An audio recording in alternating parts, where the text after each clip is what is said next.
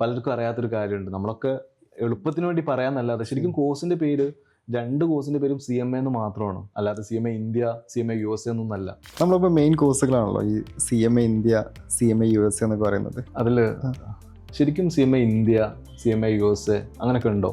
അതായത് ഈ രാജ്യങ്ങളുടെ പേരും കൂടി അതെ, കോഴ്സിൽ CMA ഇന്ത്യ, CMA USA എന്ന് പറഞ്ഞതാണോ ശരിക്കും കോഴ്സ്? അങ്ങനെ ചോദിച്ചാൽ CMA എന്ന് മാത്രമാണ്.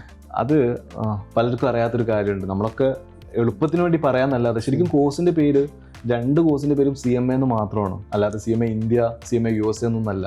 എക്സാക്ട്ലി. ഒരു കോഴ്സ് അറിയാലോ, ഒരു കോഴ്സ് നമ്മൾ ഇന്ത്യയിലെ Institute of Cost and management Accountants of ഇന്ത്യയുടെ അണ്ടറിലുള്ള ഒരു കോഴ്സാണ് CMA, cost and management accountants. മറ്റൊന്ന് അമേരിക്കയിലുള്ള IMA എന്ന് പറഞ്ഞ ബോഡി കൊടുക്കുന്ന CMA ആണ്. അത് സർട്ടിഫൈഡ് മാനേജ്മെന്റ് അക്കൗണ്ടൻസ് ആണ്. രണ്ടും CMA ആയതുകൊണ്ട് ഇത് നമുക്ക് മനസ്സിലാവാൻ വേണ്ടിയിട്ട് നമ്മളിട്ട പേരാണ് CMA ഇന്ത്യ, CMA USA എന്നുള്ളത്. ശരിക്കും കോഴ്സിന് ജസ്റ്റ് CMA എന്ന് മാത്രമേ പേരുള്ളൂ. ഡെഫിനറ്റ്ലി. ഇപ്പോൾ പുറത്തൊക്കെ പോയി കഴിഞ്ഞാൽ അതിൻ്റെ ഇത് അതെ, നമ്മളെ കുട്ടികൾ വേണമെങ്കിൽ CMA ഇന്ത്യ എന്നൊക്കെ പറഞ്ഞു കഴിഞ്ഞാൽ അതെ അതെ അതെന്താണെന്ന് വെച്ചാൽ ഇപ്പോൾ പുറം രാജ്യങ്ങളിലൊക്കെ വർക്കിന് പോകുന്ന സമയത്ത് അവിടെ ഇത് CMA ഇന്ത്യ ആണോ പഠിച്ചത്, CMA USA ആണോ പഠിച്ചതെന്ന് ചോദ്യമില്ല.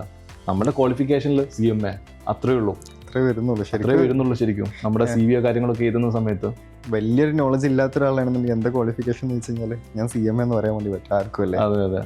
അതെ CMA ഇന്ത്യ, CMA USA എന്ന് സെപ്പറേറ്റ് ഡിസ്റ്റിങ് ചെയ്തിട്ട് പറയേണ്ട അല്ലെങ്കിൽ മെൻഷൻ ചെയ്യേണ്ട ആവശ്യമില്ല. ജസ്റ്റ് CMA എന്ന് മാത്രമേ കാണിക്കുന്നുള്ളൂ.